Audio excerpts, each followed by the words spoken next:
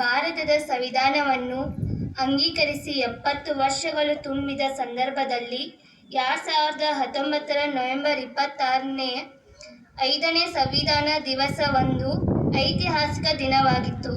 ಭಾರತದ ಸಂವಿಧಾನವು 1949 ನವೆಂಬರ್ 26 ಅಂದು ಸಂವಿಧಾನದ ರಚನಾ ಸಭೆಯಿಂದ ಅಂಗೀಕಾರವಾಗಿತ್ತು.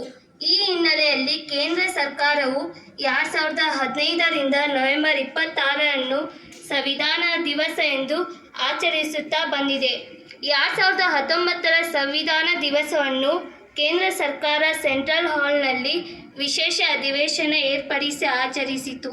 70 ವರ್ಷಗಳ ಹಿಂದೆ ಇದೇ ಸೆಂಟ್ರಲ್ ಹಾಲ್ನಲ್ಲಿ ನಮ್ಮ ಸಂವಿಧಾನದ ಪ್ರತಿಯೊಂದು ಪರಿಚ್ಛೇದಗಳ ಬಗ್ಗೆ ಸಂವಿಧಾನ ರಚನಾ ಸಮಿತಿ ಸದಸ್ಯರು ಚರ್ಚಿಸಿ ಸಂವಿಧಾನವನ್ನು ರೂಪಿಸಿದ ಜಾಗದಲ್ಲಿ ಈ ಸಂವಿಧಾನ ದಿವಸವನ್ನು ಆಚರಿಸಿದ್ದು ವಿಶೇಷವಾಗಿತ್ತು.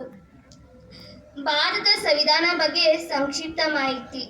ಭಾರತ ಸಂವಿಧಾನ ಅಂಗೀಕಾರ ದಿನಾಂಕ 1949 ನವೆಂಬರ್ 26.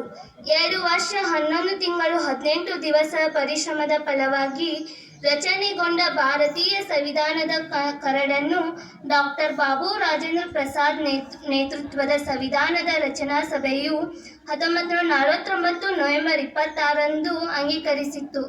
ಆದ್ದರಿಂದ ನವೆಂಬರ್ 26 ಸಂವಿಧಾನ ದಿವಸವಾಗಿ ಆಚರಿಸಲಾಗುತ್ತದೆ. ಸಂವಿಧಾನ ರಚನೆಯಾಗಿ ಜಾರಿಗೆ ಬಂದದ್ದು 1950 ಜನವರಿ 26. ಭಾರತದಲ್ಲಿ ಪ್ರತಿ ವರ್ಷ ಜನವರಿ 26 ಗಣರಾಜ್ಯ ದಿನವನ್ನಾಗಿ ಆಚರಿಸಲಾಗುತ್ತದೆ. ಕಾರಣ ಭಾರತೀಯ ಸಂವಿಧಾನವನ್ನು 1950 ಜನವರಿ 26 ಅಧಿಕೃತವಾಗಿ ಜಾರಿಗೊಳಿಸಲಾಯಿತು. ಈ ಮೂಲಕ ಭಾರತದಲ್ಲಿ ಬ್ರಿಟಿಷ್ ಆಧಿಪತ್ಯವನ್ನು ಅಧಿಕೃತವಾಗಿ ಕೊನೆಗೊಳಿಸಲಾಯಿತು. ಇದೇ ದಿನ ಭಾರತದ ಮೊದಲ ರಾಷ್ಟ್ರಪತಿಯಾಗಿ ಡಾಕ್ಟರ್ ಬಾಬು ರಾಜೇಂದ್ರ ಪ್ರಸಾದ್ ಅಧಿಕಾರ ವಹಿಸಿಕೊಂಡರು. ಸಂವಿಧಾನ ರಚನಾ ಸಭೆಯು 1949 ನವೆಂಬರ್ 26 ಸಂವಿಧಾನಕ್ಕೆ ಅಂಗೀಕಾರ ನೀಡಿದರು. 1950 ಜನವರಿ 26 ಜಾರಿಗೆ ತರಲು ಮುಖ್ಯ ಕಾರಣ 1929ರಲ್ಲಿ ಜವಾಹರ್ಲಾಲ್ ನೆಹರು ಅವರು ಅಧ್ಯಕ್ಷತೆಯಲ್ಲಿ ಜರುಗಿದ ಲಾಹೋರ್ ಕಾಂಗ್ರೆಸ್ ಅಧಿವೇಶನದ ನಿರ್ಣಯದಂತೆ 1930 ಜನವರಿ 26 ಪೂರ್ಣ ಸ್ವರಾಜ್ಯವನ್ನು ಮೊದಲ ಬಾರಿಗೆ ಘೋಷಣೆ ಮಾಡಲಾಗಿತ್ತು.